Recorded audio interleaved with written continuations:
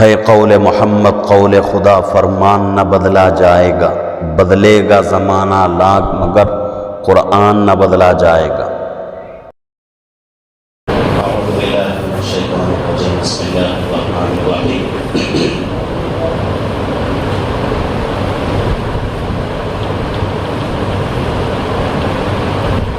ایاک نعبد و ایاک نستعین، اہدنا الصراط المستقیم، صراط الذین انعمت علیہم غیر المغضوب علیہم ولا الضالین۔ صدق اللہ العظیم، صدق رسولہ النبی الکریم، ونحن علی ذلک لمن الشاہدین والشاکرین، والحمد للہ رب العالمین۔ الحمدللہ آج ہماری تیسری تاخیرات ہے۔ کوئی لمبا چوڑا بیان کرنے کا ارادہ بھی نہیں ہے اور موقع بھی نہیں، طبیعت بھی ایسی ہی ہے، تو انشاءاللہ مختصر انداز سے کچھ باتیں یہاں سے کر کے ختم کروں گا۔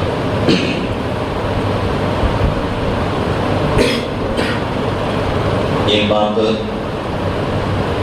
یہ ہے کہ اللہ رب العزت نے مجھے عام کو دینداری عطا فرمائی ہے۔ اللہ کا بہت بڑا انسان۔ دین کسے کہتے ہیں اس کو سمجھیں۔ تین چیزوں کا نام دین ہے، ایک ایمانیات اور ایک عبادات اور ایک معاملات۔ ان تینوں کو ملا کر دین کہا جاتا ہے۔ ایمانیات کا مطلب عقائد درست ہونا، اللہ اور اللہ کے نبی صلی اللہ علیہ وسلم کے تعلق سے۔ دوسری چیز عبادات۔ عبادات کیسی ہو؟ جیسے کہ اللہ کے نبی صلی اللہ علیہ وسلم نے حدیث میں ارشاد فرمایا ہے، عبادات کا جو حق ہے وہ حق ادا ہو جائے۔ تیسری چیز معاملات، ایک دوسرے کے ساتھ جو معاملات ہمارے ہوتے ہیں وہ معاملات ہمارے صحیح ہو جائیں۔ یہ تین چیزوں کا نام دین ہے۔ پہلی چیز ایمانیات، یعنی کہ عقائد کو درست کرنا، پہلے اللہ کے تعلق سے، اور دوسرا نمبر جو ہے اللہ کے نبی صلی اللہ علیہ وسلم کے تعلق سے۔ عقائد کیسے درست ہوں گے؟ تو اس کا بہترین طریقہ یہ ہے کہ اللہ رب العزت نے اپنے بارے میں، یعنی خود اللہ کے بارے میں اللہ نے کلام پاک میں قرآن شریف کے اندر جو فرمایا ہے اس کے اوپر ہمیں یقین ہو، اور دوسرا نمبر اللہ کے نبی صلی اللہ علیہ وسلم کے بارے میں جو فرمایا گیا ہے اس کے اوپر ہمیں یقین ہو، تب جا کر ہمارا عقیدہ درست ہوگا۔ یعنی کہ اللہ کی ذات ہمیشہ سے ہے، ہمیشہ رہے گی، اور ازل سے ہے، ابد تک رہے گی۔ دنیا ختم ہو جائے گی، اس کے بعد بھی اللہ کی ذات قائم رہے گی۔ اللہ کی ذات کو فنا نہیں ہے، فنا صرف اور صرف مخلوق کو ہے، خالق کو فنا نہیں ہے۔ مخلوق فنا ہو جائے گی، خالق فنا نہیں ہوگی، وہ ذات ایسی ہے۔ اور اللہ رب العزت کے بارے میں یہ بھی جو ہے ہم کو یقین کرنا ہے کہ نفع نقصان کی مالک کون ہے؟ اللہ کی ذات۔ نفع دینے والا بھی اللہ، نقصان دینے والا بھی اللہ، بیماری دینے والا بھی اللہ، شفا دینے والا بھی اللہ۔ ہر چیز کا مالک اللہ ہے، اس کا یقین ہمیں ہو جائے، اور اس کے تعلق سے ہم جو ہے اپنے عقیدے کو درست کریں۔ اللہ رب العزت جو ہے فرما رہے ہیں، 17واں پارہ ہے سورہ انبیاء، اگر اس دنیا کے اندر ایک خدا کے علاوہ دو خدا ہوتے تو دنیا جو ہے درہم برہم ہو جاتا، لفظ آ جاتا، دونوں میں کیا ہو جاتا؟ جھگڑا ہو جاتا۔ مثال کے اعتبار سے مسجد ہے جس میں ہم بیٹھے ہوئے ہیں، مسجد کا ایک ہی صدر ہوتا ہے، ایک ہی متولی ہوتا ہے۔ اگر دو دو تین تین صدر بن جائیں، دو دو تین تین متولی بن جائیں، تو مسجد کا جو نظام ہے وہ گڑبڑ ہو جائے۔ یہ متولی یہ چاہے گا کہ بھائی میرا ارادہ یہ ہے کہ فلاں امام کو رکھے، دوسرا یہ چاہے گا کہ بھائی ہمارا یہ ارادہ نہیں ہے، دوسرا امام ہمارا۔ تو اس طریقے سے مثال کے اعتبار سے ایسا جو ہے جھگڑا ہو جائے۔ تو اسی طریقے سے گھر ہمارا ہے، ہمارے گھر میں کوئی نہ کوئی ایک آدمی بڑا رہتا ہے، یا ہم خود بڑے ہوں یا پھر جو ہے کوئی ہمارے جو ہے والد بڑے ہوں۔ اگر گھر کا ایک بڑا نہ ہو کر 2-3 بڑے بن جائیں، ہر آدمی یہ سوچنے لگے کہ بھئی میں بھی جو ہے گھر کا بڑا ہوں، تو گھر نہیں چل سکتا، گھر کا جو نظام ہے وہ گڑبڑ ہو جائے گا، گھر کے اندر لڑائیاں جھگڑے فسادات آ جائیں۔ تو اس لیے فرمایا گیا ہے کہ قرآن پاک میں اگر ایک خدا کے علاوہ 2 خدا ہوتے لفسدتا، دونوں میں کیا ہو جاتا؟ جھگڑا ہو جاتا۔ ایک خدا چاہتا ہے کہ بھئی آج سورج نکلے، اور ایک خدا چاہتا ہے کہ بھئی آج بارش ہو، ایک خدا چاہتا ہے کہ بھئی ایک آدمی کا جو ہے نقصان ہو، اور ایک خدا چاہتا ہے کہ بھئی اس آدمی کا نقصان نہیں ہونا چاہیے بلکہ فائدہ ہونا چاہیے۔ تو اس طریقے سے اللہ رب العزت کی ذات جو ہے وہ اکیلی ہے، اکیلی ذات دنیا اور دنیا کے سارے نظام کو چلاتی ہے۔ خدا ایک ہی ہوتا ہے، مالک ایک ہی ہوتا ہے۔ اسٹیٹ جو ہمارا چل رہا ہے، اسٹیٹ کے 2 سی ایم ہو جائیں تو کیا اسٹیٹ چل سکے گا؟ نظام اس کا صحیح رہے گا؟ وہی جو ہے جھگڑے پیدا ہو جائیں گے، لڑائیاں شروع ہو جائیں گی، اور اسٹیٹ ہمارا جو ہے درہم برہم ہو جائے۔ تو جب دنیا کے چھوٹی چیزیں جو ہے صحیح نہیں رہ سکتی، تو اتنا بڑا جو ہے، اتنی بڑی کائنات اور کائنات کا اتنا بڑا نظام 2 خداؤں کے ساتھ کیسے چل سکتا ہے؟ تو اس لیے فرمایا گیا کہ ایمانیات جو ہے ہمارے درست ہونا، عقائد ہمارے درست ہونا بہت ہی ضروری ہے۔ عقیدے میں اگر گڑبڑی آ گئی تو اس کی وجہ سے ہمارا کوئی عمل اللہ کے یہاں قبول نہیں ہوگا۔ اور دوسری چیز عبادات ہے۔ عبادات میں ہر وہ چیز آتی ہے جس کا اللہ نے حکم دیا ہے، جس کا اللہ کے نبی نے حکم دیا ہے، یا پھر جو ہے اللہ کے نبی نے کر کے امت کو دکھایا ہے، ہر وہ چیز عبادات میں آتی ہے۔ حدیث شریف میں بات آتی ہے، مشکات کی روایت ہے، اللہ کے نبی صلی اللہ علیہ وسلم فرماتے ہیں کہ عبادت بندہ اللہ کی ایسا کرے گویا کہ بندہ اللہ کو دیکھ رہا ہے۔ اگر یہ کیفیت پیدا نہیں ہوتی تو کم سے کم آخری درجہ یہ ہے آدمی یہ سوچے کہ میرا اللہ مجھے دیکھ رہا ہے۔ تو یہ جو ہے آدمی کے اندر ارادہ ہونا چاہیے اور یہ تصور ہونا چاہیے۔ جب یہ تصور آدمی کے اندر پیدا ہوگا تو اس کی عبادتیں اللہ کے یہاں قبول ہوگی اور اس کی عبادتوں میں خشوع پیدا ہوگا۔ تو یہ دوسرا درجہ ہے عبادات۔ عبادات اگر صحیح ہوئی تو اس سے اللہ خوش ہوں گے، عبادات اگر کمزور ہو گئی تو اللہ ہم سے ناراض ہوں گے۔ اور تیسری چیز ہے معاملات، ایک دوسرے کے ساتھ لین دین، چاہے وہ لین دین کیسا بھی ہو، بیپار سے ہو یا پھر جو ہے اور کوئی جو ہے دوسرا طریقہ ہو، لین دین ہمارا معاملات ہمارے صحیح ہو۔ آج کل جو ہے ان تینوں چیزوں میں کمزوری آ چکی ہے ہمارے اندر، یہ تینوں چیزیں کمزور ہوتی جا رہی ہیں۔ ایمانیات میں بھی کمزوری آ گئی، عبادات میں بھی کمزوری آ گئی، معاملات تو جس کا کوئی تذکرہ ہی نہیں کر سکتے ہیں۔ 2 چیزیں، ایک ایمانیات عقائد اور دوسری چیز جو ہے عبادات، اس میں کچھ حد تک جو ہے ہم صحیح ہیں، لیکن تیسری چیز جو ہے معاملات، اس کو صحیح کرنے کی ضرورت ہے۔ اور معاملات میں اللہ کے حقوق کے علاوہ بندوں کے بھی حقوق آتے ہیں۔ اللہ رب العزت اپنا حق معاف کر دیں گے، لیکن بندوں کے حق، بندوں کا حقوق، بندوں کے حقوق اللہ ہرگز معاف نہیں کریں گے۔ تو اس لیے اپنے معاملات کو درست کرنے کی ضرورت ہے۔ اگر یہ تینوں چیزیں صحیح ہو گئی تو انشاءاللہ انسان صحیح راستے پر آ جائے گا، انسان صحیح راستے پر آ جائے گا۔ ایک واقعہ عرض کرتا ہوں، فارسی کے اندر ایک کتاب پڑھاتے ہیں حکایات لطیف، اس کے اندر جو ہے ایک واقعہ لکھا ہوا حضرت ہارون رشید رحمۃ اللہ علیہ کے زمانے، حضرت ہارون رشید رحمۃ اللہ علیہ مسلمانوں کے خلیفہ، اور اس زمانے میں ایک بہت بڑے بزرگ تھے حضرت بہلول دانا رحمۃ اللہ علیہ، جن کے واقعات فضائل اعمال میں موجود ہیں۔ حضرت شیخ زکریا صاحب رحمۃ اللہ علیہ نے بہت تفصیل سے جو ہے اپنی کتاب فضائل اعمال میں حضرت ہارون رشید رحمۃ اللہ علیہ اور حضرت بہلول دانا رحمۃ اللہ علیہ کے واقعات کو لکھے ہوئے ہیں، اور فضائل اعمال اب تو الحمدللہ ہر زبان میں ہم کو مل رہی ہے، تیلگو میں بھی ہے، انگریزی میں بھی ہے، اور جتنی زبانیں ہمارے ہندوستان میں بولی جاتی ہیں ہر زبان میں وہ کتابیں جو ہے چھپی ہوئی ہیں۔ اور ہر ساتھی جو ہے یہ کوشش کرنا ہے کہ اپنے گھر پہ فضائل اعمال کو رکھ کر فضائل اعمال کو انفرادی بھی پڑھیں اور اپنے گھر والوں کو بٹھا کر اس کی جو ہے تعلیم کریں۔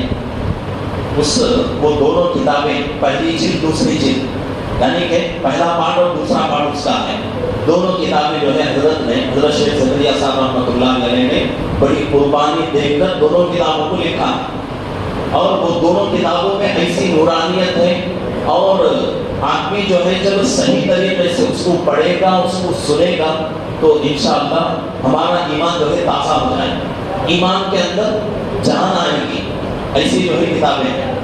تو اس کتاب کے اندر بھی جو ہے حضرت ہارون رشید رحمۃ اللہ علیہ اور حضرت بہلول دانا رحمۃ اللہ علیہ کے واقعات موجود ہیں، لیکن یہ جو واقعہ میں آپ کو سنانے جا رہا ہوں یہ فضائل اعمال میں موجود نہیں ہے، اس حکایت لطیف جو کہ مدرسوں میں مولوی کورس کے پہلے سال میں پڑھائی جاتی ہے، فارسی کے اندر وہ کتاب ہے، تو اس میں جو ہے ایک واقعہ لکھا ہوا ہے۔ ایک مرتبہ حضرت ہارون رشید رحمۃ اللہ علیہ کو ایک بڑی جو ہے بلڈنگ بنانے کی ضرورت پیش آئی، بلڈنگ بنانا تھا، اور آج کے زمانے میں جب بلڈنگ بنائی جاتی ہے تو پلر کھڑا کرتے ہیں، پلر جو ہے آج کے زمانے میں اینٹ اور اسی طریقے سے کنکر، بالو اور سیمنٹ سے جو ہے پلر کھڑتا ہے، لیکن اس زمانے میں یہ چیزوں کا تصور نہیں ہے۔ اس زمانے میں بڑے بڑے گھر بناتے تھے، بڑی بڑی بلڈنگیں جو بنائی جاتی تھی اس کے لیے پلر کے طور پر بڑے بڑے جھاڑ کاٹ کر اس کو جو ہے ستون کے لیے استعمال کرتے ہیں۔ تو حضرت ہارون رشید رحمۃ اللہ علیہ کے زمانے میں حضرت ہارون رشید رحمۃ اللہ علیہ کو ایک بڑی بلڈنگ بنانے کی ضرورت پیش آئی، اور بلڈنگ بنانے کے لیے جھاڑوں کے جو ہے بڑے بڑے لکڑیاں جو ضرورت ان کو جو ہے پیش آئی، یعنی کہ پلر کے جگہ کھڑا کرنے کے لیے، اور بنانے والوں نے کہا کہ جھاڑ کے جو لکڑیاں ہیں موٹے موٹے ایسے ہونی چاہیے جس کے اندر ٹیڑھا پن نہ ہو، یعنی وہ لکڑیاں جو ہے بنگی نہ ہو، ٹیڑھے نہ ہو، اور ان لکڑیوں میں گھاٹی نہ ہو، تو ایسے جو ہے لکڑیاں چاہیے۔ تو حضرت ہارون رشید رحمۃ اللہ علیہ خلیفہ تھے، بادشاہ تھے، تو پورے جو ہے شہر کے اندر، شہر کے اطراف پورے سپاہیوں کو بھگا کر ایسی لکڑیوں کی تلاش کرائے، لیکن کہیں بھی جو ہے ایسی لکڑیاں نہیں ملی۔ اب دور دراز علاقے میں چونکہ حضرت جو ہے بادشاہ تھے، اور پورا ملک حضرت کا تھا، پورا ملک بادشاہ کا ہوتا ہے، اور سپاہی جو ہے بے حساب سپاہی ہوتے تھے۔ آج کے زمانے میں جیسے کہ ملٹری ہے، ایک ملک کی ملٹری جو ہوتی ہے وہ بہت ہی جو ہے پاورفل ہوتی ہے، تو جتنی طاقت ملٹری کی ہوتی ہے آج کے زمانے میں، اتنی ہی طاقت جو ہے اس زمانے کے سپاہیوں کی ہوتی تھی، وہی لوگ جو ہے ملک کی حفاظت کرتے ہیں۔ تو دربار میں بہت سارے سپاہی موجود تھے، تمام سپاہیوں کو حکم دے دیا کہ بھئی دور دراز علاقوں میں نکل جاؤ اور ایسی لکڑیاں لاؤ جس کے اندر ٹیڑھا پن نہ ہو اور جس میں جو ہے گھاٹی نہ ہو، درمیان بالکل سیدھی ہونی چاہیے۔ پورے سپاہی جو ہے بھاگے، پورے علاقے میں چھان کر ایسی لکڑیوں کو کاٹ کر لا رہے ہیں۔ لکڑیاں جو ہیں شہر میں داخل ہونے والی تھی، تو حضرت ہارون رشید رحمۃ اللہ علیہ بادشاہ تھے، انہوں نے کیا کیا، پورے شہر کے لوگوں کو لے کر لکڑیوں کے استقبال میں شہر کے باہر چلے گئے۔ سوچنے کی بات ہے کہ بادشاہ کے دربار میں خود لکڑیاں پہنچ رہی ہیں، اس کے باوجود بھی بادشاہ جو ہے لکڑیوں کی وجہ سے، ابھی شہر میں آئی ہیں لکڑیاں، اس کے آنے سے پہلے شہر کے باہر جا کر اس کا جو ہے استقبال کر رہے ہیں، یعنی لکڑیوں کا ویلکم کر رہے ہیں۔ کیوں؟ اس لیے کہ وہ لکڑیاں بڑی محنت سے حضرت ہارون رشید رحمۃ اللہ علیہ کے شہر میں آ رہی ہیں. وہ اسی لکڑیاں پورے علاقے میں نہیں تھی، بلکہ بہت کوششوں کے بعد بہت دنوں بہت مہینے گزر گئے. اس کے بعد وہ لکڑیاں حضرت ہارون رشید رحمۃ اللہ علیہ کے شہر میں آ رہی ہیں. تو آج بھی جو ہے کوئی ایسی چیز جو کہ ہمارے لیے بہت ہی انمول ہوتی ہے اور بہت ہی جو ہے اہمیت والی ہوتی ہے، تو اس کی اہمیت اور اس کی عزت جو ہے ہمارے دلوں میں بہت بڑھ جاتی ہے، بہت بڑھ جاتی ہے. تو اسی طریقے سے ہارون رشید رحمۃ اللہ علیہ کے دل میں لکڑیوں کی بڑی محبت تھی، بڑی چاہت تھی. اس کو دیکھنے کے لیے حضرت ہارون رشید رحمۃ اللہ علیہ پورے شہر کو لے کر باہر چلے. لکڑیاں آنے کے بعد حضرت ہارون رشید رحمۃ اللہ علیہ بادشاہ لکڑیوں کو جو ہے بہت ہی ایک دم جو ہے ہر لکڑی کو بہت ہی اچھے طریقے سے دیکھ رہے ہیں، اور حضرت جو ہے خوش بھی ہو رہے ہیں اپنے دل میں. بھائی ہمیں جس چیز کی ضرورت ہے وہ چیز ہمیں جو ہے ہمارے دربار میں آ چکی ہے. تو اتنے میں حضرت بہلول دانا رحمۃ اللہ علیہ بہت بڑے اللہ والے اس زمانے کے مجمع کو چیرتے ہوئے، مجمع کو ہٹاتے ہوئے خود جو ہے آگے بڑھ گئے.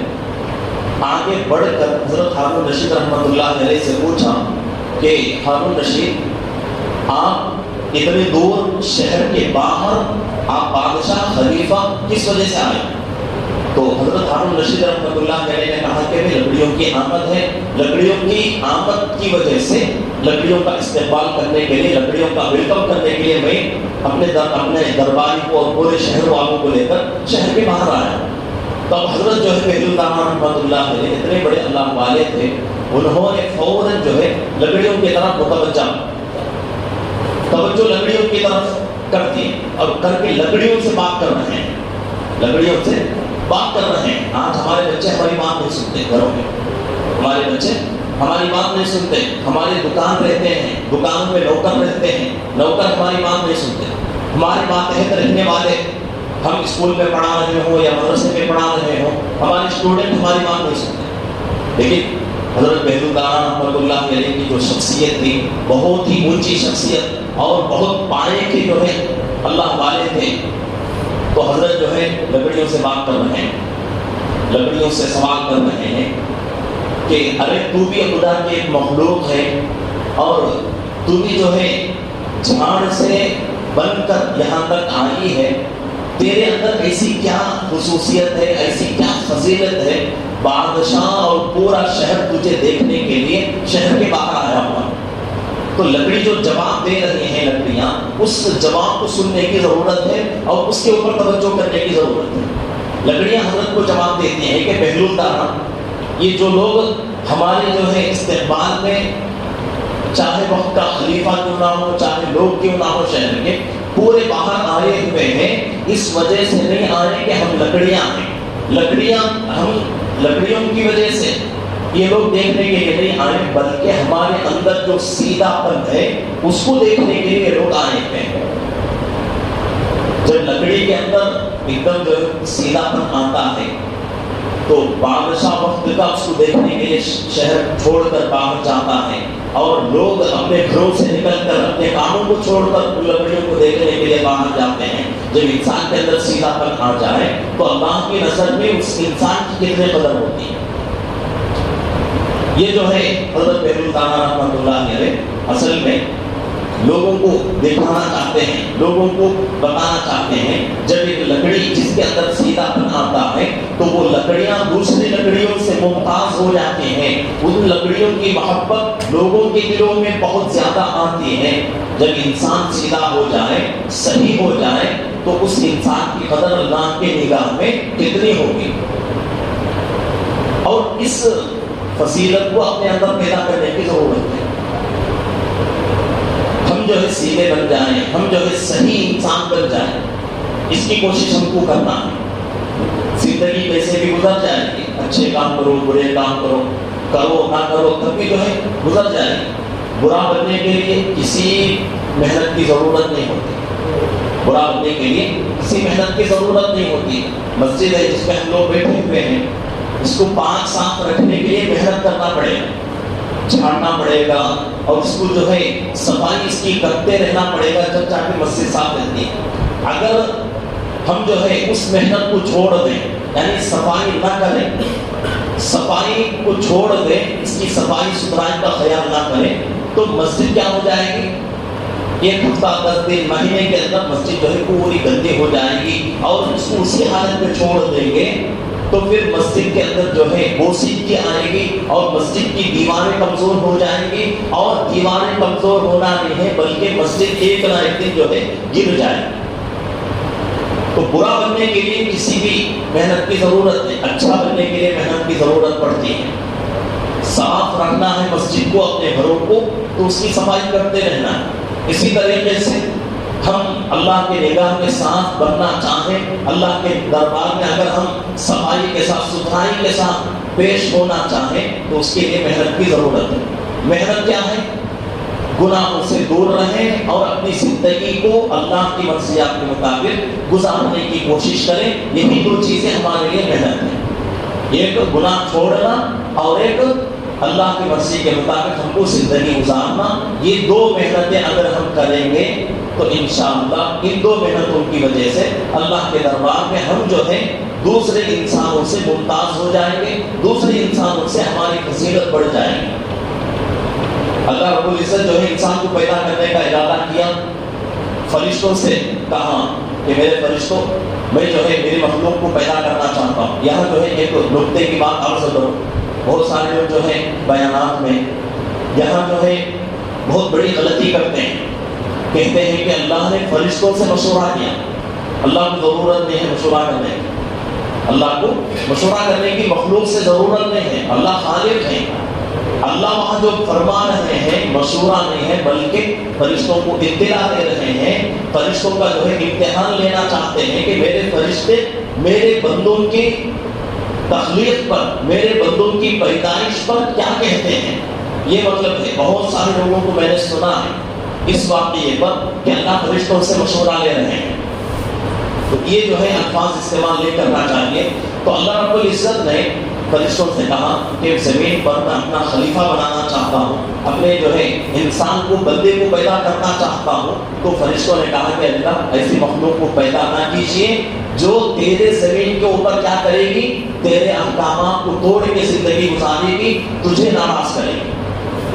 تو اللہ رب العزت نے کیا کیا؟ فرشتوں کی باتوں کو نہیں سنا، بلکہ اللہ نے حضرت آدم علیہ السلام کو پیدا کیا، اور اس کے بعد جو ہے آپ کے جسم سے حضرت حوا علیہ السلام پیدا ہوئی، اس کے بعد جو ہے انسانوں کا سلسلہ شروع ہو گیا۔ تو آج جو بندہ اللہ کی عبادت کرتا ہے اس کا نام لے کر اللہ رب العزت جو ہے فرشتوں کی جماعت میں فخر کے طور پہ کہتے ہیں کہ دیکھو تم لوگوں نے انہی انسانوں کی پیدائش کے اوپر طعنہ دیا تھا کہ اللہ ایسی مخلوق کو پیدا نہ کیجیے جو مخلوق تیری نافرمانی کرتی ہے۔ دیکھو میرے بندے کو کہ میرا بندہ جو ہے کیسی عبادت کر رہا ہے۔ تو اللہ جو ہے فخر کے طور پر فرشتوں سے کہتے ہیں۔ اس لیے ضروری ہے اپنی زندگی کو بدلنا ہے اور اپنے آپ کو جو ہے سیدھا بنانا ہے، صحیح بنانا ہے۔ اگر اس کے اوپر محنت کرتے رہیں گے، اور یہ محنت ایک دن دو دن کی نہیں، ایک دن دو دن کی نہیں، بلکہ جب تک ہمارے بدن میں سانس باقی رہے اس وقت تک ہم کو محنت کرتے ہی رہنا ہے، محنت کرتے ہی رہنا ہے۔ ایسا نہیں کہ ایک مہینہ کر لیے بس ہو گیا، 1 سال کر لیے، 2 سال کر لیے، 5 سال کر لیے، ہو گیا، ایسا نہیں ہے۔ تو اپنے دلوں کو، اپنے جو ہے پورے جسم کو جو ہے گناہوں سے بچانا ہے، اور قد افلح من تزکا، اللہ نے فرمایا ہے کہ اپنے دلوں کو بالکل جو ہے پاک رکھو گناہوں سے۔ اگر ہمارا بدن، ہمارا دل گناہوں سے پاک ہو گیا تو انشاءاللہ ہم اللہ کے دربار میں بہت ہی مقبول بن جائیں گے، بہت ہی اللہ ہم سے محبت کرنے والے بن جائیں گے۔ تو ایسا ہم کو جو ہے بن کر اللہ کے دربار میں پیش ہونا ہے، اللہ کے دربار میں حاضری دینا ہے، اور ایسا ہم کو بننا ہے کہ اللہ ہمارے اوپر فخر کرے، اللہ ہمارے اوپر فخر کرے۔ فخر کے طور پہ اللہ فرشتوں کو ہمارے طرف جو ہے اشارہ کر کے بولے کہ میرے فرشتوں دیکھو میرے بندوں، اس طرح جو ہے ہم کو بننا ہے، تبھی جا کر ہم جو ہے کامیاب ہو سکتے ہیں، تبھی جا کر ہماری دنیا کی زندگی کا جو مقصد ہے وہ مقصد پورا ہو سکتا ہے۔ ورنہ اگر ایسے ہی جو ہے زندگی گزارتے رہے تو پھر اس زندگی کا کوئی مطلب ہی نہیں رہتا. اور عام طور سے انسان جو ہے جوانی کے عالم میں اتنا زیادہ جو ہے عبادتوں کا خیال نہیں ہوتا. انسان کی جب زندگی آگے بڑھتی ہے، انسان جب بوڑھا ہو جاتا ہے، تو اس وقت انسان سوچتا ہے کہ سب ہو گیا، ہم چلو مسجد کا کونا پکڑ کے بیٹھ جائیں، اللہ اللہ کرتے رہیں. یہ بھی اچھی چیز ہے. ایسا نہیں کہ بھئی یہ جو ہے یہ عبادتیں، بڑھاپے کی عبادتیں ہمیں جو ہے فائدہ نہیں دیتی، ایسی بات نہیں. لیکن بوڑھے آدمی کی 1000 سجدے، نوجوان انسان کا ایک سجدہ 1000 سجدوں سے بھاری پڑ جاتا ہے. شاعر کہتا ہے سجدوں کو تیرے کیا ہوا زمانہ گزر گیا، سجدوں کو تیرے کیا ہوا زمانہ گزر گیا، وہ سجدہ تلاش کر جو تیری زندگی کو بدل. ایسے سجدوں کی ضرورت ہے. نوجوانی کی جو عبادت ہے وہ عبادت اللہ کو بہت ہی زیادہ پیاری ہے. بوڑھا آدمی 10 رکعت نفل پڑھ لے اور نوجوان انسان 2 رکعت نفل پڑھ لے، اللہ کے نزدیک یہ 2 رکعت بہت بھاری ہو جاتے ہیں. اس وجہ سے بھاری ہوتے ہیں کہ نوجوان کے پیچھے بہت ساری جو ہے چیزیں پڑی ہوئی ہیں، بہت سارے خواہشات اس کے، بہت سارے جو ہے اس کے جو ہے تقاضے، اس کا دل ادھر ادھر بھاگتا رہتا ہے. اس دل کو ان تمام چیزوں سے ہٹا کر اللہ کی طرف توجہ کرتا ہے تو پھر اللہ اس سے بہت خوش ہوتے ہیں. بوڑھے آدمی کا کیا رہے گا؟ کچھ نہیں. اس کے دل میں خیالات آتے ہیں، اس کے دل میں وسوسے آتے ہیں، لیکن وہ آدمی کچھ کر نہیں سکتا، مجبور ہے. اس کے بدن میں طاقت نہیں، بدن میں طاقت نہیں رہتی کچھ کرنے کے لیے. تو مجبور ہو کر انسان جو ہے مسجد کا کونا پکڑ کر بیٹھ جائے، اللہ اللہ کرتا ہے، تو یہ کمال کی بات نہیں ہے. نوجوانی کے عالم میں اللہ کو یاد کرنا، اللہ کے مرضی کے مطابق زندگی گزارنا، یہ افضل چیز ہے. اور یہ افضل نہیں بلکہ افضل کے اوپر بھی اگر کوئی لفظ ہو تو اس کو کہا جائے.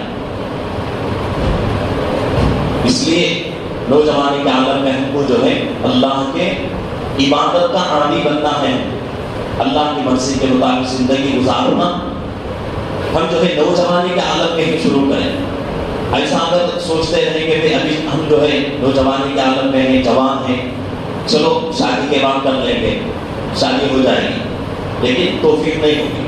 آدمی سوچے گا کہ چلو بچے ہو جائیں گے اس کے بعد کر لیں گے، بچے ہو جائیں گے، پھر بھی توفیق نہیں ہوتی. اب آدمی جو ہے اس کے بعد سوچتا ہے کہ اب اس کے بعد اس کے اوپر ذمہ داریاں بہت آتی ہیں. بچوں کا خرچہ ہے، اپنا خرچہ ہے، بیوی کا خرچہ ہے، خرچہ لانا ہے، اور کبھی کبھی بچے بیمار ہو جاتے ہیں، بچوں کے جو ہے اسکول کی فیس اور بچوں کا تعلیم، یہ تمام چیزیں، یہ تمام ذمہ داریاں بیٹھ جاتی ہیں انسان کے سر پہ. انسان اگر اس وقت عبادت کرنا چاہے تب بھی اس کو جو ہے موقع نہیں ملتا، تب بھی اس کو موقع نہیں ملتا. اس لیے کہ پریشانیاں مارے مارے انسان پھر رہا ہے. اب انسان جو ہے مجبور ہو جائے. اب کب اس کو توفیق ہوگی؟ ابھی میں نے کہا آدمی بوڑھا ہو جاتا ہے، اس کے پیر اس کی مدد نہیں کرتے، اس کے ہاتھ اس کی بات نہیں مانتے، اس کا بدن اس کی جو ہے صحیح رہنمائی نہیں کرتا. اس عادت میں آ کر عام طور سے لوگ جو ہے مسجد کا کونا پکڑ کے بیٹھ جاتے ہیں. تو یہ جو ہے ہمارے لیے بڑی جو ہے بدنصیبی کی بات ہے کہ جوانی کا زمانہ ہم نے اللہ کی نافرمانی میں گزار لیا، بچپنا ہمارا اللہ کی جو ہے نافرمانی میں گزر گئی، اب بوڑھے ہو گئے، ہم کچھ نہیں کر سکتے، اس وقت آ کر ہم اللہ کی عبادت کر رہے ہیں. یہ جو ہے اس سے اللہ جو ہے اتنا خوش نہیں ہوتے جتنا کہ نوجوان کی عبادت سے خوش ہوتے ہیں. تو اس لیے آپ سب جو ہے نوجوانی کے عالم میں ہیں تو آپ ابھی سے جو ہے کوشش کریں کہ کسی بھی طریقے سے نوجوانی ہماری جو ہے جوانی کا جو زمانہ ہے وہ اللہ کی مرضی کے مطابق گزرے. اور جوانی کے زمانے میں اگر ہم اللہ کے عبادت کے عادی بن گئے، یہ عادت ہمیں جو ہے انشاءاللہ جنازے تک ساتھ رہے گی. ورنہ اگر بوڑھے ہونے کے بعد مسجد کا کونا پکڑ کے بیٹھ گئے تو اس وقت جو ہے سورہ فاتحہ صحیح کرتے کرتے کرتے کرتے ہماری زندگی ہی ختم ہو جائے. اور پیچھے پلٹ کر اگر دیکھیں تو زندگی میں ایک نماز بھی ہماری جو ہے صحیح طریقے سے ادا نہیں ہو سکے، ایسی جو ہے زندگی ہو جائے. تو اس لیے پہلے سے جو ہے اس کی تیاری کرنا ہے. مثال کے اعتبار سے اسکول میں پڑھنے والا بچہ یا کالج میں پڑھنے والا بچہ ایگزام اگر اس کا آتا ہے تو وہ بچہ کیا کرتا ہے؟ پہلے سے ہی تیاری کرتا ہے. ایسا نہیں کہ بھائی امتحان ہال میں جا کر ایگزام ہال میں جا کر تیاری کریں گے تو اس کو موقع نہیں دیا جائے. تو اسی طریقے سے بڑھاپے میں جا کر یہ سوچیں کہ بھائی بعد میں جو ہے کر لیں گے. تو پہلی بات تو یہ ہے کہ ہم بڑھاپے کی عمر تک پہنچیں گے یا نہیں اس کی کوئی گارنٹی ہے. اگر پہنچ بھی گئے اس وقت کیا ہمارا مسئلہ رہے گا, اس وقت کیا پریشانیاں ہماری رہیں گی, کون سی بیماریوں میں ہم مبتلا ہو جائیں گے, اس کی بھی کوئی گارنٹی نہیں. اسی لیے کہا جاتا ہے کہ آج کا کام کل پر ناکام. آج جو کام کرنا ہے کسی بھی حال میں کرنا ہی کرنا ہے. ایسا نہیں کہ کل آئے گا اس کے بعد ہم وہ کام کر لیں گے تو وہ کام وہ کل جو ہے زندگی میں کبھی ہمیں نصیب نہیں ہوگا, وہ کل کبھی بھی نہیں آئے گا اور یہ کام ہمارا کبھی بھی نہیں ہو سکتا. تو اس لیے آج ہی سے ہم کو جو ہے کمر بستہ ہونا ہے کہ کسی بھی طریقے سے ابھی سے ہم کیا کریں گے, اللہ کی مرضی کے مطابق زندگی گزاریں گے, اللہ کی نافرمانی نہیں کریں گے, گناہ سے بالکل ہم جو ہے اپنی زندگی کو پاک رکھیں گے. آج ہی سے ہم نے محنت شروع کی تو انشاءاللہ بڑھاپے میں جا کر یہ چیزیں ہماری مدد کریں گی اور ہماری عبادتوں سے ہمیں جو ہے کچھ فائدہ ملے گا. ورنہ تو پھر جو ہے ابھی میں نے کہا کہ بڑھاپے میں سورہ فاتحہ صحیح کرتے کرتے زندگی ہی ختم ہو جائے.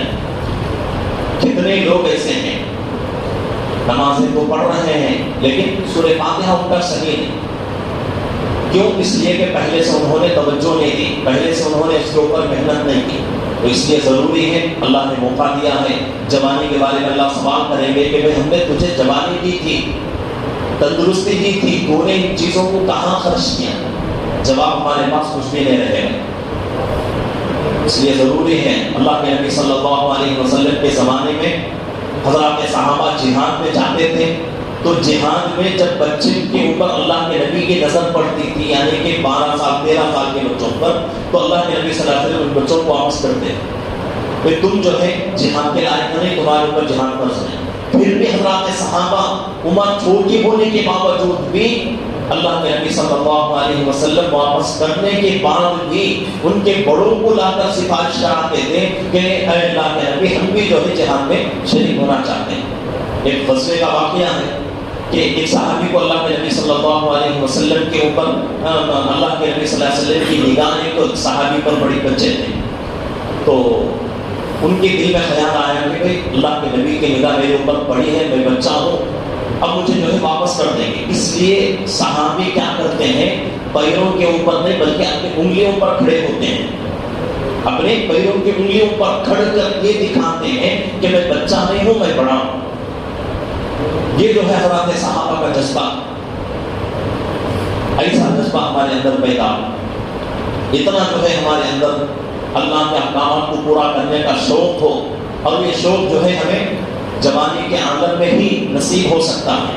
بڑھاپے میں جا کر کچھ ہم کر نہیں سکتے, کرنے کی جو ہے بہت ساری جو ہے خواہشیں رہتی ہیں, بہت ساری جو ہے جذبے رہتے ہیں, لیکن کچھ ہو نہیں سکتا. تو اس لیے جوانی کا زمانہ اللہ نے مجھے آپ کو عطا فرمایا ہے, تو ہم سب مل کر یہ کوشش کریں کہ جوانی کا جو زمانہ ہے اس کو اللہ کی مرضی کے مطابق گزاریں گے اور اللہ کی نافرمانی نہیں کریں گے. اللہ جیسا زندگی گزارنے کا حکم دے رہے ہیں ویسا زندگی کریں گے انشاءاللہ. اللہ سب کو عمل کی توفیق عطا فرمائے.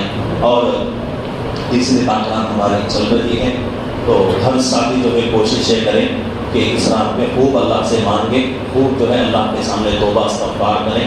اور یہ طاقتیں جو ہے ہمارے لیے بڑی نعمت ہے اور بڑی دولت ہے کہ اللہ رب العزت جو ہے ایسے موقع بار بار ہمیں دیتے رہتے ہیں تاکہ بندہ جو ہے اپنے گناہوں سے توبہ کرے, بندہ جو ہے گناہوں سے توبہ کر کے اللہ کے قریب ہو جائے. اس لیے اللہ رب العزت جو ہے یہ موقع دیتے رہتے ہیں. تو ان موقعوں کو غنیمت سمجھنا ہے اور صحیح طریقے سے راتوں کو گزارنا ہے. گناہ بالکل ہم سے نہ ہو, گناہ بالکل ہم سے نہ ہو. عبادت نہیں ہو سکتی, کوئی مذائقہ نہیں, سو جائیں آرام سے, لیکن گناہ کوئی چاہے زبان کا ہونا، چاہے کانوں کا، ہاتھ پیروں کا، دل دماغ کا، کوئی بھی گناہ ہونے نہ پائے، اس کی پورا جو ہے کوشش کریں، اس کا پورا خیال رکھیں۔ اس طرح اگر یہ راتیں گزر گئی تو انشاءاللہ اللہ جو ہے ہمارے گناہوں کو معاف کریں گے، ہماری ضرورتوں کو اللہ پورا کریں گے۔ آگے زندگی میں اللہ رب العزت ہمیں جو ہے نیک توفیق دیں گے۔ نیک توفیق اللہ کی طرف سے اگر مل گئی تو انشاءاللہ ہماری پوری زندگی صحیح راستے پر گزر جائے گی۔ کوشش کریں، اللہ سب کو عمل کی توفیق عطا فرمائے۔ الحمدللہ رب العالمین، اللهم صل علی محمد وعلی آل محمد وبارک وسلم۔ لا الہ الا انت سبحانک انا كنا من الظالمین۔ بسم اللہ الذی لا یضر مع اسمہ شیء فی الارض ولا فی السماء وهو السمیع العلیم۔ اللہ تعالی سے گناہوں کو خطا کو درگزر فرما۔ یا اللہ ہم شکر نگاہ میں خاکہ میں سے اکان مجھے میں اللہ بنا کرتے کرتے گناہوں اور جسمہ بنے ہوئے ہیں۔ یا اللہ ہم سب کے گناہوں کو معاف فرما دے۔ یا اللہ رمضان کا مبارک ہے، اللہ ختم ہونے کے بالکل قریب ہوتا جا رہا ہے۔ اے اللہ تیسری تعداد اللہ چل رہی ہے۔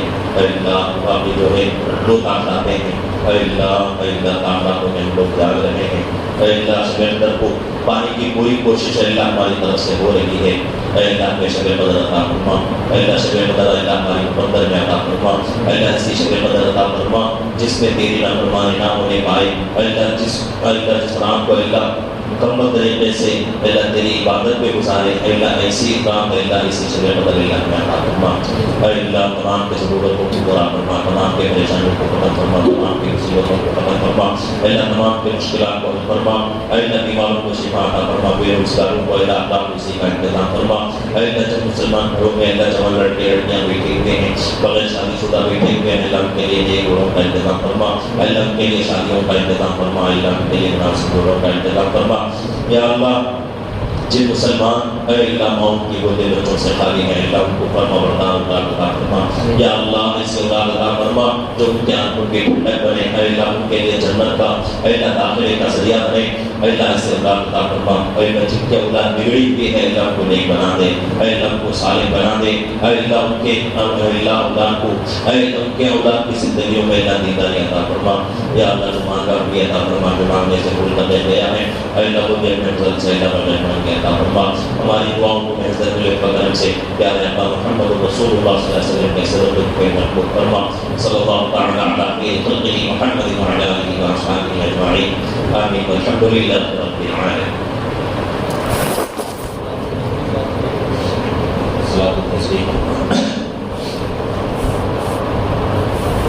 التسبیح جو ہے بہت ہی فضیلت والی نماز ہے، اور صلاۃ التسبیح اللہ کے نبی صلی اللہ علیہ وسلم نے اپنے چچا حضرت عباس رضی اللہ عنہ کو بہت تاکید کے ساتھ ارشاد فرمایا کہ چچا اگر ہو سکے تو ہر دن میں 1 مرتبہ اس نماز پڑھو، نہیں ہو سکے تو ہفتے میں 1 دن پڑھو، نہیں ہو سکے تو مہینے میں 1 دن پڑھو، نہیں ہو سکے تو سال میں 1 مرتبہ، یہ بھی نہ ہو سکے تو کم از کم پوری زندگی میں 1 مرتبہ تو کسی حال میں پڑھ لو۔ یہ اللہ کے نبی صلی اللہ علیہ وسلم حضرت عباس رضی اللہ عنہ سے فرما رہے ہیں۔ اس کا طریقہ کیا ہے؟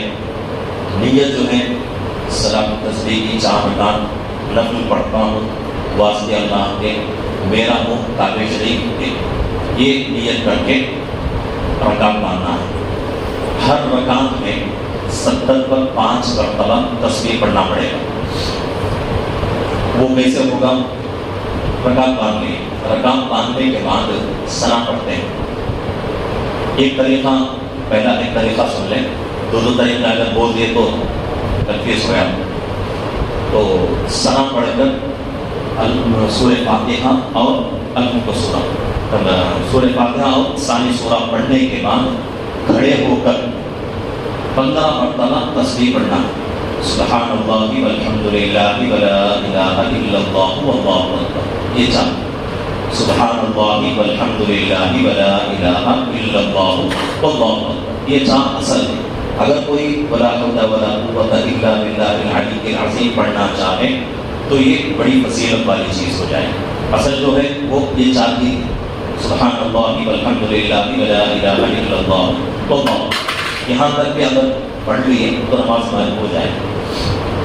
اب ثانی سورہ ہونے کے بعد 15 بار پڑھیں گے، اس کے بعد رکوع میں جائیں، رکوع میں جانے کے بعد پہلے رکوع کی تسبیح سبحان ربی العظیم، سبحان ربی العظیم، سبحان ربی العظیم، 3 مرتبہ 5 مرتبہ 7 مرتبہ 9 مرتبہ 11 13 جتنی مرتبہ پڑھنا چاہیں پڑھ لیں، تام عدد یعنی بے جوڑ عدد. تو اس طریقے سے پڑھنے کے بعد 10 مرتبہ رکوع میں پڑھنا. یہاں کتنے ہو گئے؟ 25. حساب میں پڑھنا 25 ہو گئے. رکوع سے جب اٹھیں گے قوما سمیع اللہ لمن حمیدہ، اس کے بعد جو ہے اللہم ربنا لک الحمد پڑھ کر 10 مرتبہ پھر تسبیح پڑھنا ہے. کتنے مرتبہ ہوئے؟ 35 یعنی 30 پر 5 مرتبہ. سجدے میں جائیں گے، سجدے کی تسبیح 3 مرتبہ یا پھر جو ہے 5 7 9 11 13 جتنا بھی پڑھنا ہے پڑھ کر پھر 10 مرتبہ. کتنے ہوئے؟ 40 پر 5. 2 سجدوں کے درمیان جب بیٹھتے ہیں جس کو جلسہ کہا جاتا ہے، ایک سجدہ ہوا اللہ اکبر بیٹھتے ہیں، تو بیٹھنے کے بعد بھی 10 مرتبہ پڑھنا. کتنے ہوئے؟ 55 یعنی 50 پر 5. دوسرے سجدے میں جائیں، دوسرے سجدے میں جا کر بھی 10 مرتبہ پڑھیں گے. اب یہاں جو ہے دوسرے سجدے سے جب اٹھیں گے یہ کتنے ہو گئے؟ 60 پر 5 ہو گئے. ابھی 10 باقی ہیں. اب یہاں جو ہے 2 طریقے ہیں، جو بھی طریقہ آپ کو سہولت کا ہو آپ جو ہے اس کے اوپر عمل کریں. اور میرے اندازے سے ایک طریقہ جو ہے بہت ہی آسان ہے. وہ طریقہ کیا ہے؟ دوسرا سجدہ ہو کر بیٹھیں، سیدھے کھڑے نہ ہو. اگر سیدھے کھڑے ہو گئے تو عادت کے مطابق جو ہے ہاتھ باندھ لیں گے. عادت کے مطابق ہاتھ باندھ لیے تو پھر دوسری رکعت شروع ہو جائے، پھر پیچھے پانا پڑے. تو اس لیے بہتر یہ ہے کہ دوسرا سجدہ کر کے بیٹھیں، بیٹھ کر 10 مرتبہ پڑھ کر وہاں سے جو ہے سیدھا کھڑا. نہیں اگر کسی کو جو ہے دوسرا طریقہ اگر کوئی کرنا چاہے تو اس کے لیے طریقہ یہ ہے کہ سیدھا جو ہے کھڑے ہو کر ہاتھ نہ باندھے، ہاتھ باندھے بغیر ہاتھ چھوڑے ہوئے جو ہے 10 مرتبہ پڑھیں. اس طریقے سے جو ہے 70 پر 5 مرتبہ ہو جائیں. لیکن یہ جو دوسرا طریقہ ہے یہ طریقہ جو ہے آپ جو ہے اس سے کنفیوز ہو جائیں، آپ بھی رکعت میں جا کر پریشانی ہو جائے. اس لیے پہلا والا طریقہ بہت ہی بہتر ہے. دوسرا سجدہ کرنے کے بعد کھڑے نہ ہوں بلکہ بیٹھ کر 10 مرتبہ پڑھ کر بعد میں کھڑے ہوں. اس میں جو ہے ایک رکعت میں 70 پر 5 مرتبہ تسبیح مکمل ہو جائے گی. ورنہ پھر جو ہے کھڑے ہو کر پڑھیں گے تو آپ کے ذہن میں بات آئے گی کہ بھائی ایک رکعت میں 60 پر 5 مرتبہ ہوئے، اب 10 جو ہے دوسرے رکعت میں ہو رہے ہیں، تو اس سے جو ہے کنفیوز ہو جائے گا. تو پہلا والا طریقہ بہت ہی بہتر ہے. اس طریقے سے جو ہے ہر رکعت میں 70 پر 5 مرتبہ تسبیح پڑھنا ہے. سمجھ میں آئے؟ یاد رہے گا. پھر ایک مرتبہ کہوں، نیت جو ہے سلام تسبیح کی 4 رکعت نفل پڑھتا ہوں واسطے اللہ نے وہ میرا کعبہ شریف. اللہ ہاتھ باندھنے کے بعد ثنا پڑھ لیے، ثنا پڑھ کر سورہ فاتحہ اور ساری سورہ پڑھ لی. اس کے بعد 15 مرتبہ تسبیح پڑھنا ہے. سجدے میں جائیں گے، سجدے کی رکوع میں جائیں گے، رکوع کی تسبیح پڑھ کر 10 مرتبہ پڑھیں. رکوع سے اٹھیں گے قوما کی طرف تو کھڑے ہو کر 10 مرتبہ 30 پر 5. پہلے سجدے میں 10، ایک سجدے سے اٹھ کر بیٹھنے کے بعد پھر 10. کتنے ہوئے؟ 50 پر 5 ذہن میں رکھنا. اس کے بعد دوسرے سجدے میں جائیں گے تو پھر 10 مرتبہ. کتنے ہوئے؟ 60 پر 5. دوسرے سجدے سے کھڑے نہ ہو بلکہ بیٹھ کر 10 مرتبہ پڑھ کر پھر کھڑے ہو جائیں تو یہ آسانی ہو جائے. یہ 70 پر 5 مرتبہ ایک رکعت میں تسبیح ہو جائے. اس طریقے سے ہم کو ہر رکعت میں 70 پر 5 مرتبہ پڑھنا ہے. مکمل 4 رکعتوں میں ہماری تسبیح کتنی ہوگی؟ 300 مکمل ہو جائے. یہ طریقہ کون سا؟ سے پہلے 25 بنتی تھی سنا پڑھنے کے بعد الحمد سورہ سے پہلے وہ دوسرا طریقہ وہ 15 مرتبہ تسبیح پڑھیں. وہ تب دوسرے سجدے سے بیٹھنے کا ارادہ نہ ہو تو تب سنا سے پہلے 15 پھر سورے کے بعد آپ کو 10 کھڑے ہونے کے بعد قیام میں 25 ہوا. سجدے میں رکوع میں 10 اٹھنے کے بعد 10 سجدے میں 10 سجدے سے اٹھنے کے بعد 10 پھر سجدے میں 10 70-5 رہے. یہ رکعت بھی آتی ہے پھر اٹھ جاتے. وہ میں بولتا ہوں مجھے تو 70-5 دوسرے رکعت میں جا کر پھر کر کے سہا پڑھوں. क्या नहीं रकात बंद है तो फिर 15 मरतबा अल्हम्दुलिल्लाह 7 पढ़ते हैं पहले 15 मरतबा पढ़ेगा। अब वो अगर जहन में रखने का तुमना आसान है तो वो तरीका कई को तो म्हणजे तजुर्बा उसको दूसरा तरीका जहन में हटा है वो परेशानी। मैं मेरे अंदाजे से बोलता हूँ तुमना वो तरीका आसान है तो उसके ऊपर अमल नहीं। पहले 15 दूसरा तरीका सना से पहले 15 सूरत के बाद 10 उसके बाद रुकू में 10 रुकू से उठने के बाद 10 पहले सजदे में दूसरे सजदे में 10 दो सजदों के दरमियान 10 ऐसा 70 पर 5 होती है। लेकिन दूसरे रकात में जरा कंफ्यूज होता है उसके वास्ते मैं वो दूसरा तरीका अपना बोलता हूँ। नहीं ये तरीका तुमने आसान है तो इस तरीके को अमल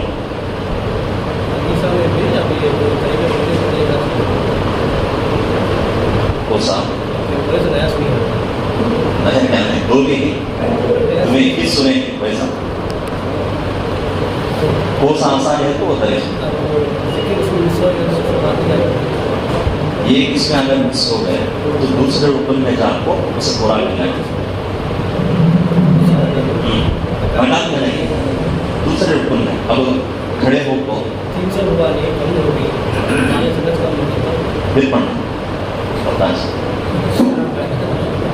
300 तस्वीर मुकम्मल होना और मुकम्मल होने वास्ते अंगलियों की गिनना भी नहीं मसला अंगलियों पर गिनना भी नहीं खड़े हो गए अंगलियों को गिनते हैं ऐसा भी करना उससे है नहीं क्या आग बांधने की नहीं जैसे हालत है अंगलियों की वो हालत को दबा सकते ऐसा देता अंगलियों को गिनना है गिने तो नमाज फासिल है।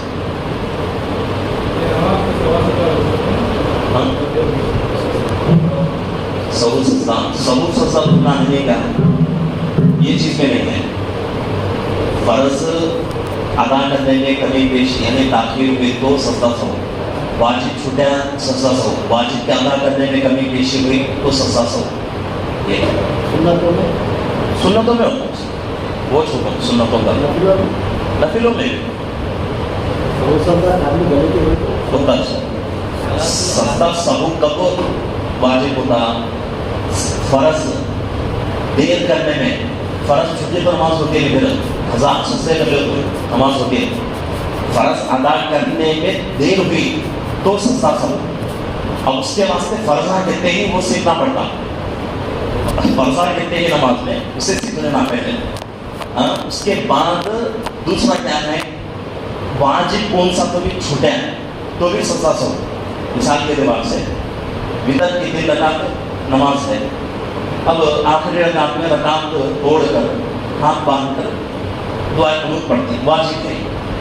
लेकिन तो कोई भूल को रुकू में चल गए रुकू में याद आता है उन्हें क्या करना रुकू से उठकर हाथ बांधकर फिर है पढ़ना पढ़कर आखिर में जाकर सस्ता सब करना नहीं। रुकू से उठने के बाद याद आता है तो उन्हें आप फिर वापस आना है नमाज पूरी कर लेकर आखिर में क्या करना सस्ता सब करना इससे नमाज है। तो वाजिब छूटे तो भी सस्ता सब वाजिब के अदा करने में देर हुई। अब मैं बोला है असल में कब रकात तोड़ को बनना तीसरे रकात में रुकू में जाने से पहले रकात तोड़ को रकात बनकर सब दुआ कुनूत पढ़ना नहीं। रुकू में चले गए याद नहीं है रुकू में याद आने के बाद फिर वापस आकर रुकू से उठकर रकात बांधकर दुआ कुनूत पढ़ना। अब यहाँ ये सोचना नहीं दुआ कुनूत पढ़कर फिर रुकू करना चाहिए रुकू होगा हमारा रुकू होगा एक ही रुकू है नमाज में एक रकात में तो अब सीधे सजदे में जाना। अब यहाँ नहीं वाजिब अदा होने में देर होती है वाजिब को एक जगह अदा करने में दूसरी जगह को अदा करते हैं तो इसके ऊपर में सजदा सहू वाजिब होता है। तो नमाज के फर्जा सीखना और नमाज के वाजिबा कम से कम आखिरी दर्जा है ये सीखे तो सजदे सहू के मसले आसान हो जाते। तो अगर सलात तस्बीह पढ़ते हैं तस्बीह के नमाज तस्बीह जो छूट गई तो सजदा सहू नहीं है तो वो मुस्ताहब चीज़ हो मुस्ताहब सुन्नत छूटने पर सजदा सहू वाजिब होता है। अगर आपको इत्मीनान होता है तो फिर दोबारा पढ़ना नहीं आपके पास वक्त नहीं है तो नमाज हो जाती है होती नहीं और वो भी फतवा देते हैं। इत्मीनान सुकून होता है तस्बीह छूट को है एक रुकून में तो फिर दोबारा पढ़ना وہ سستا سو کرنے سے کیا کہ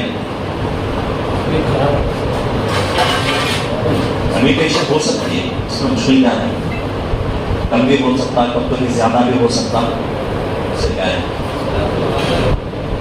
صلاۃ الحاجہ کی مطلب ضرورت کی نماز، میری ضرورت ہے، ضرورت کو پورا کرنے کے واسطے میں یہ نماز پڑھتا ہوں۔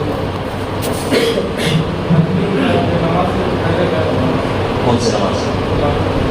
صلاۃ التسبیح کی نماز، یہ نماز سے اللہ خوش ہوتے ہیں، ہمارے سے راضی ہوتے ہیں اور گناہ معاف ہوتے ہیں، صغیرہ گناہ کبیرہ گناہ ہے، بڑے گناہ معاف ہوتے ہیں۔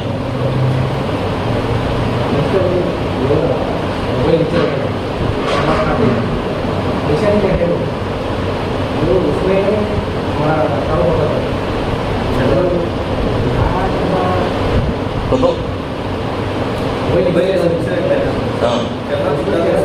اور کیا بھی ہوتا ہے، کیا بھی ہوتا ہے، ہاں کیا بھی ہوتا ہے، کوئی چہرہ دیکھے تو بھی نماز ہماری کیا بھی ہوتے ہیں، اسٹیل ایسی اسٹیل جس کا پورا چہرہ ہمارا سامنے دکھتا، وہ سامنے رہے تو بھی نماز رہے گی، مشکل کیا ہے۔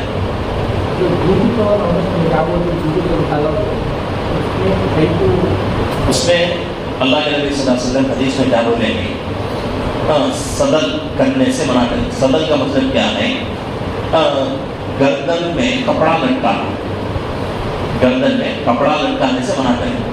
ضرورت ہے آدمی کو لٹکا نہیں سکتا، یعنی کہ سردی کے زمانے میں ٹھنڈ زیادہ آتی ہے، وہ ٹائم کو کہیں کا کبال کی مفلن کی نہیں کہ تو شال کی بوٹ کا ضرورت ہو، اس پہ کیا پہنے، ایسا تو گردن میں لٹکانے کو نماز پڑھتا ہے تو اسے اللہ کے نبی صلی اللہ علیہ وسلم منع کریں۔ تو وہ مسئلہ بلوٹوتھ کا بھی ہے۔ بلوٹوتھ اس سے اور ایک چیز کا ہے، تو فون آیا تو معلوم نہ آدمی گلے میں رہے تو اب فون آیا تو بولیے اب اسے پریشانی فون کرتا ہے کہ کیا واسطے کرتا ہے کہ پریشانی، اس کے واسطے ذہن ہے کہ نماز سے ہٹ جاتی، بہتر جانے تو اسے نکالنا، اس کے واسطے پکڑوں۔